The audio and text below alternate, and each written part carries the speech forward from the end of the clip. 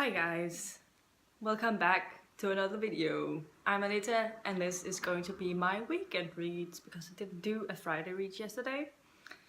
And so yeah, I just come back from the city. I have just had to shop for some errands and I like ending my shopping trips with a cup of coffee. And today I also got a sandwich wrapped in here. So I can eat it when I'm done filming today.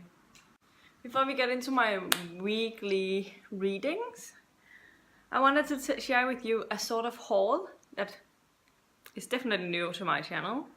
I've never shared these things before, but it is something I'm very looking forward to starting. But let's get into it. Today I bought receipt paper, a ruler. I realized I don't have a ruler. This is one of those flexi ones. I don't know if I need that, but it was the cheapest one they got. I was like, I just need a ruler. Why does it have to cost that much? But I'm gonna be able to use this, pretty sure. Because I realized I threw out all of my school stuff, I think a couple of years ago, because I haven't used it since I went to high school. And that's like, I ended that in 2006. So that's quite a while ago. So things get thrown out when I don't use them. Another thing I got was a new pencil.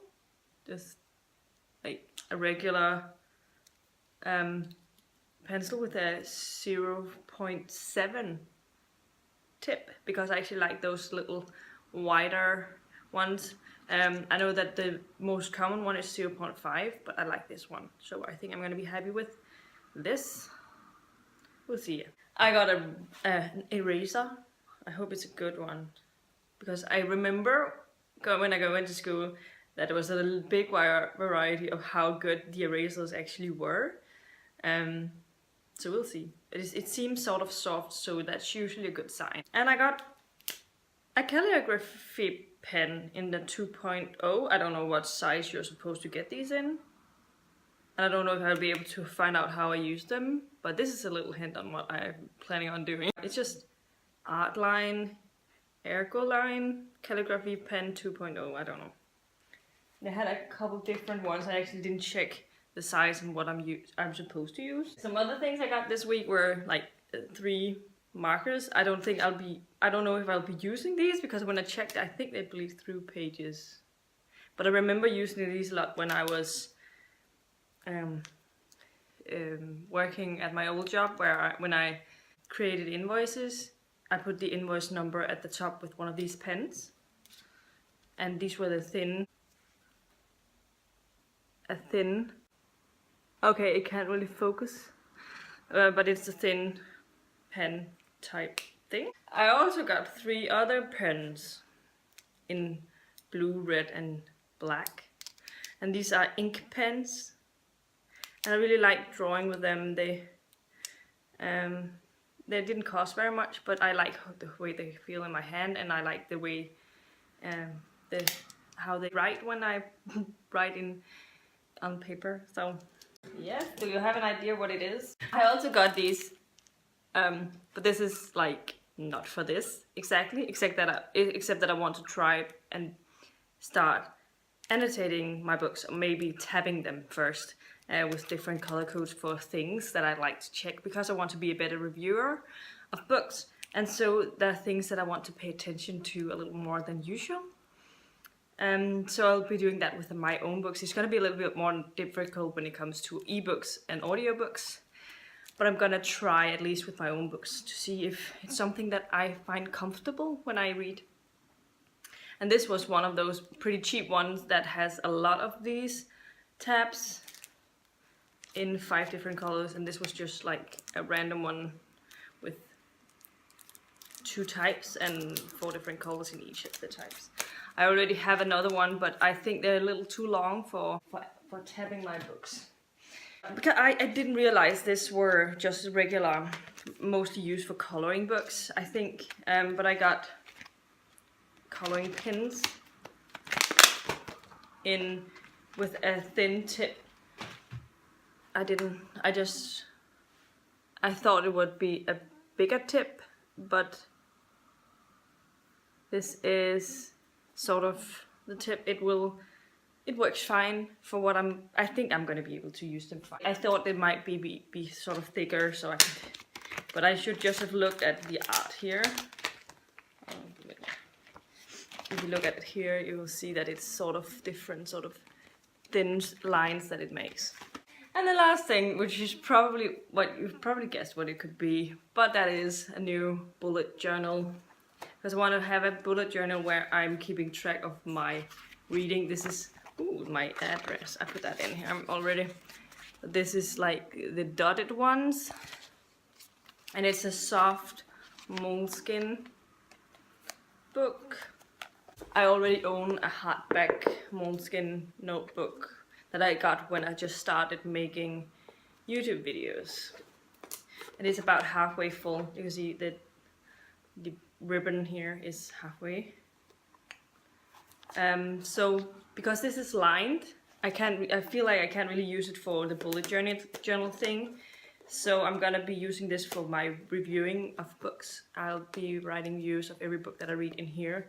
So sort of as I go, so that I have them ready when I do wrap-ups, because I feel like it takes a lot of time to write down reviews. So maybe if I write them down immediately after, it's fresh in my mind, and maybe I can better construct this wrap-up. Because I always want to focus on being better at wrapping up books and sort of that. I don't know how to film it because I usually film on my phone, so that is something I'm a little unsure about, and how tall my my tripod has to be, because I think my tripod is at its highest now, but I'll have to check that. I don't think it can go a lot higher. I did find my old Canon camera that I might be able to use, but if I can find the charger for the battery. It has 7.1 megapixels. I don't even know. I don't even remember what my phone has. And it has a Canon zoom lens that goes 3. I don't know. Please, if you're used to filming bullet journaling stuff, let me know if some tricks, and if you actually want to see me doing this.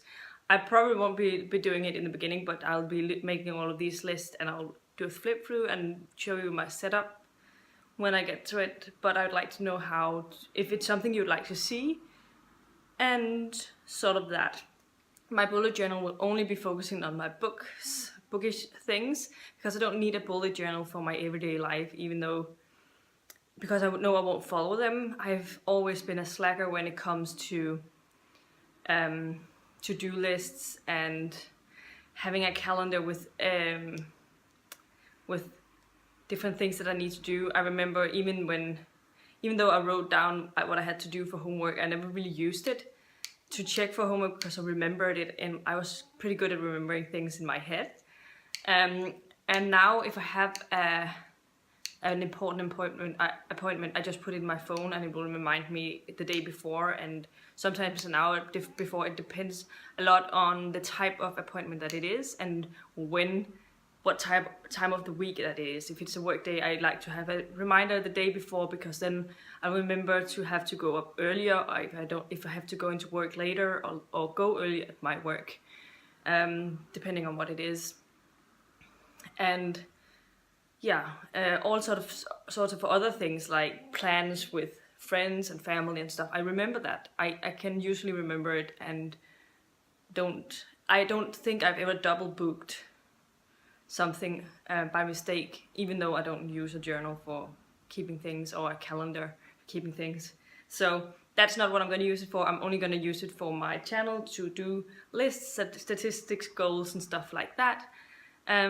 I already do a lot of lists. I have spreadsheets on my computer with my Stephen King readings, my SF Masterworks project, and for my general reading statistics, I have a spreadsheet which was created by Brock from Let's Read, because he is really good and takes a lot of time out to actually make these spreadsheets. I the majority of the codes that he's using in those types of spreadsheets, so I could make it on my own, but I also know how much time that goes into making them each year. So for me, that's a nice thing that I can actually just copy that and just start putting in my reading, and it will sort of keep up with the statistics and stuff as it goes. So this was not even part of my Friday reads yet, but I thought I'd share with you, and I'd like to know if it's something that you'd like to see me do. And I finally found out that I actually enjoy watching them. I didn't know that until I started seeing Lala from Books and Lala do them. And for some reason, everything she does, it's just perfect. I mean, I've also watched Riley's planning videos and how she keeps up with all of the things, but it wasn't until I saw Lala's video that I realized that you can just use the bullet journaling for only bookish things, and that was when I decided this is something I need to do. And I already do sort of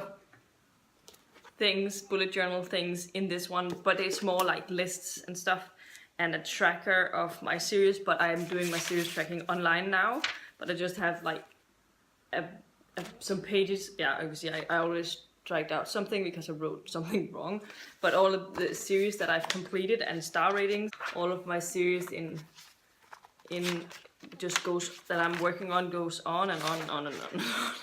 And I fill them in as they go with like when I finish a book, but I've decided that it works better for me to just use the series tracker on my spreadsheet that I got from Brock, because he will tell me I have so many percentages left to go of that series, and I have so many books in my series backlog. And yeah, even though, because writing them down, it takes a lot of time because I have so many series that I'm working on, and it's a little, all over the place. But let's get into the Friday reads part, or weekend reads part, because it's not Friday any longer. Before I get into my next thing, I just gotta have a sip of coffee.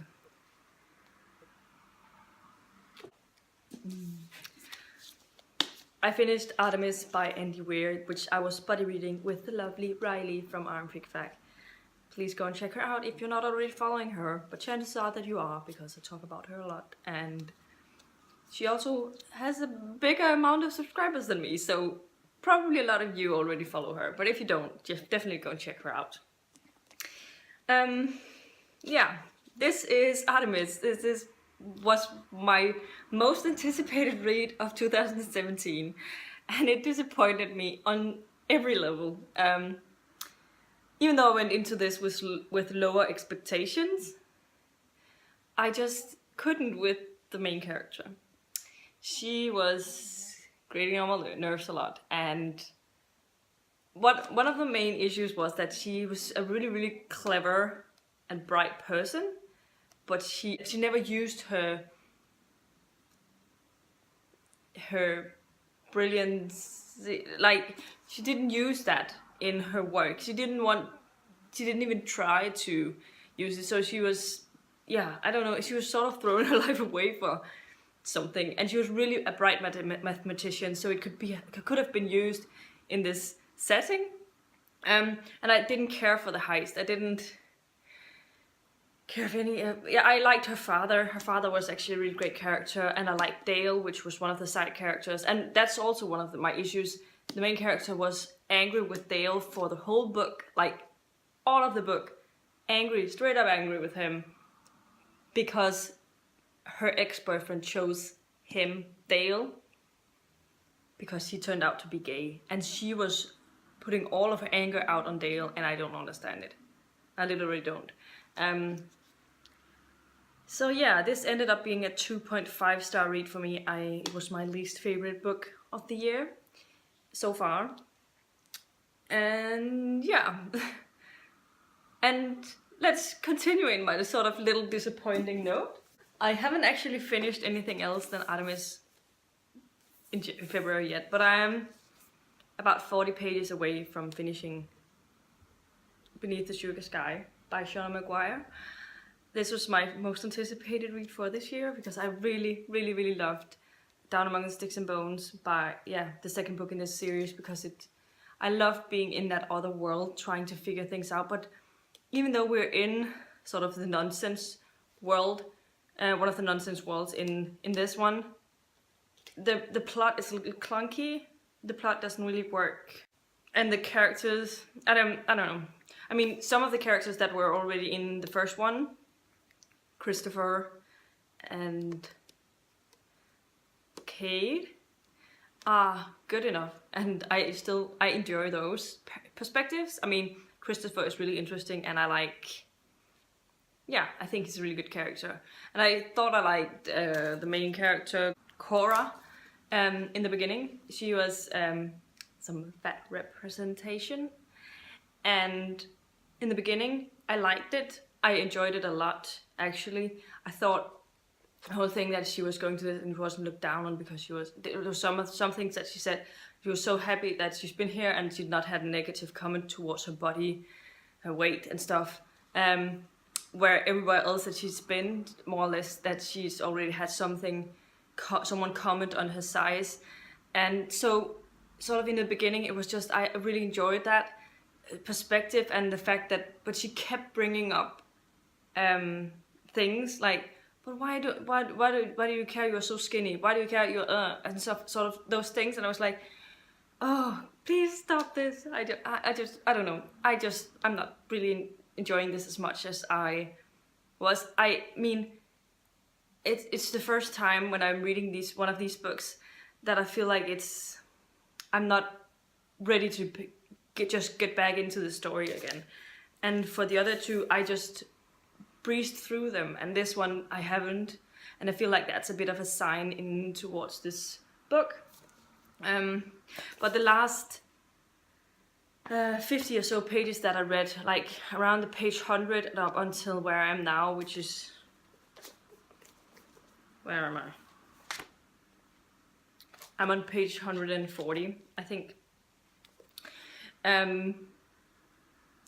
Those like 50 pages have been really good. I feel like it was redeeming itself a little bit compared to the other, and I got a little more sense towards the differences between the nonsense and the logical worlds and the, what's it called? I forgot. There's also the other thing that they're looking at when it comes to worlds, but the majority is like the nonsense or the logical thinking worlds and how they align with the earth and all of that. And I thought that part was really interesting, and I enjoyed reading about that. Yeah, but so far I'm thinking a 3.5 is maximum what I'm gonna give this book, and that's a bit of a disappointment to me, because I was definitely expecting at least a 4 stars for this, but it's not gonna be that. And sort of because I've had some bad reading experiences, like I didn't really want to want to try and pick something else up, so also started on Among Others by Jo Walton, which I'm on page 19. So literally I just began, and I think I'm gonna really enjoy this one, but I just, for the fact that I was in sort of ready to get into a slumpy sort of mode, I just needed something where I was just one of those writing styles where you just speed through, like easy writing style, straightforward writing style, and this is not what this is so far. So we'll see. I also started in on The 5 Daughters of the Moon, where I think I read the first chapter, and that was also sort of this sort of flowery, sort of old sort of style English, and I wasn't really here for that either. So it's been a really weird week, and I've also been trying to work on Her Body and Other Parties by Carmen Maria Machado. This is one of those writing styles that goes a little more smoothly, but the stories are so weird and strange that sometimes it's a little hard to get into. But I have read the first 3 stories, and I'm in the middle of another story, but it's a really long story that is combining all of the, like, Law and Order, where they put snippets of each and every episode, where they focus on something with regards to the main characters or something. I haven't watched Law and Order, so I don't know. I've only watched some of the side shows that are also part of the Law and Order thing. But yeah, so I read another couple of stories, so I'm about a third of the way through that one now. I read a little bit in this morning, but I had such a hard time with everything that I picked up this week. But I think it's going to be a lot better with Her Body and Other Parties now, because I feel like I was over that story that I didn't like. So maybe I should just, when I feel like I find a story that I don't really like, skip it and go to the next one, because there's a lot of difference in how the writing style is in each and every story. So it's been a really weird week, but finally I have made a lot of progress on The Stand by Stephen King. I am exactly 1/3 of the way through Stephen King right now. I think it just said when I was just got home from doing shopping a little bit. It started with book 2, and if I remember correctly, The Stand is a serial sort of book with a lot of smaller books in one big giant book, I think. So yeah, I just finished book 1 in that. So, and I'm definitely enjoying The Stand. It has a lot of interesting characters, and I like the narration of the audio. I'm listening to this in 1.75 speed, so it goes a lot faster than the other sort of.